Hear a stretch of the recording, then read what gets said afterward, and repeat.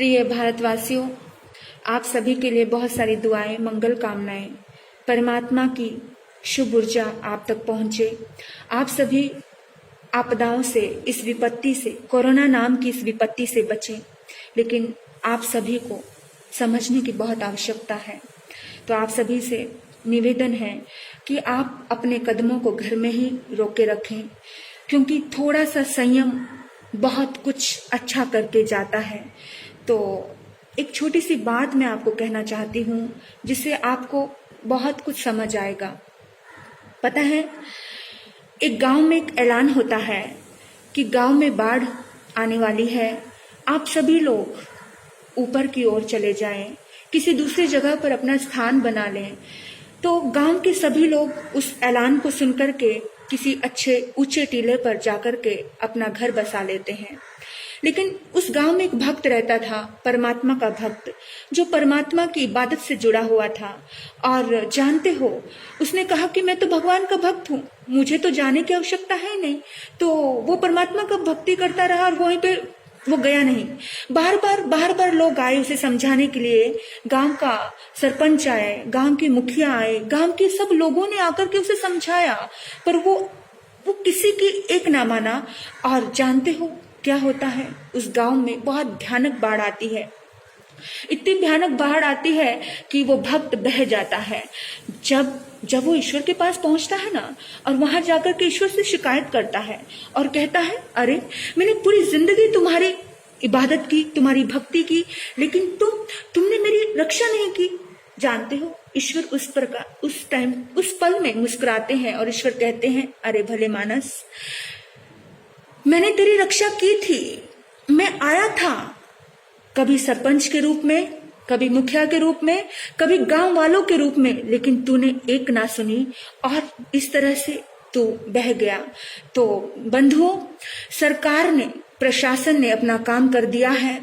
आप उनके आदेशों का पालन कीजिए, क्योंकि आप बहुत बार सुन चुके हो, जान है तो जहान है। प्लीज अपने घरों में रहें, अपनों का और अपने परिवार का ध्यान रखें।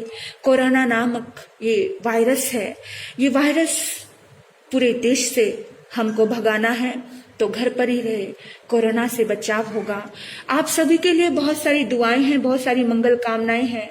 जो काम दवा से नहीं होता, वो काम दुआ से होता है। तो घर पर बैठ करके आप भी सभी के लिए दुआएं करें, क्योंकि आपकी दुआ की भी सभी को जरूरत है। तो परमात्मा की इबादत करें। लेकिन ये आदेश जो आपके पास आ रहे हैं प्रशासन के, ये किसी न किसी रूप में परमात्मा के ही आदेश हैं।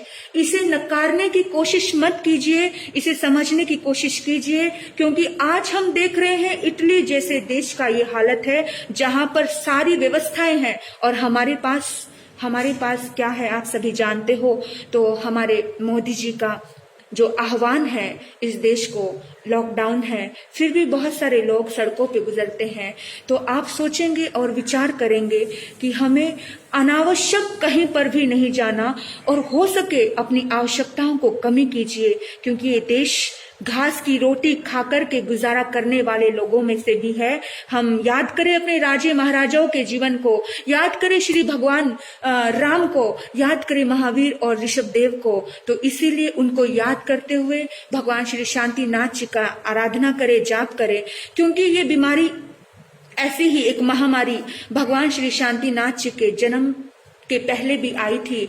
जिस समय में, जिस पल में ऐसे लाशें ढेरों की ढेरों जा रही थी, उस पल में भी भगवान श्री शांतिनाथ जी का जन्म हुआ था और ये महामारी की पूरी तरह से रोकथाम लग गई थी।